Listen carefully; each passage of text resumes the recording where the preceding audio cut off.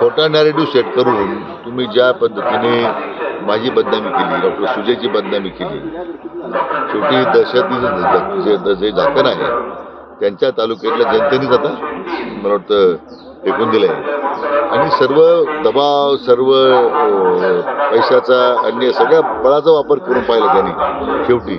परंतु लोकशाहीमध्ये जनता जनार्दन हाच सगळ्यात मोठा, जनता जनार्दन हेच सगळ्यात श्रेष्ठ आहे. हे संगमनेरच्या मतदारांनी दाखवून दिलं. निर्णय पक्षश्रेष्ठी घेतात, पण तरी मला वाटतं सगळ्यात जास्त पक्ष सदस्य असताना BJP आहे, भारताचा पक्ष आहे.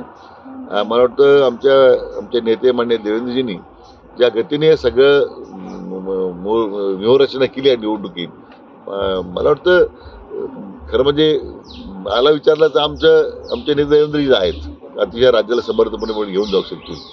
पण शेवटी हा निर्णय अंतिमतः आदरणीय मोदी साहेबांनी घ्यायचा. लोकसभेप्रमाणे झंझावात पवारांची जादू पाहायला मिळेल असं म्हटलं जात होतं, मात्र अद्याप त्यांचं काही तसं दिसून येत नाही. असं की पवारांचा झंझावात कधीच नव्हता.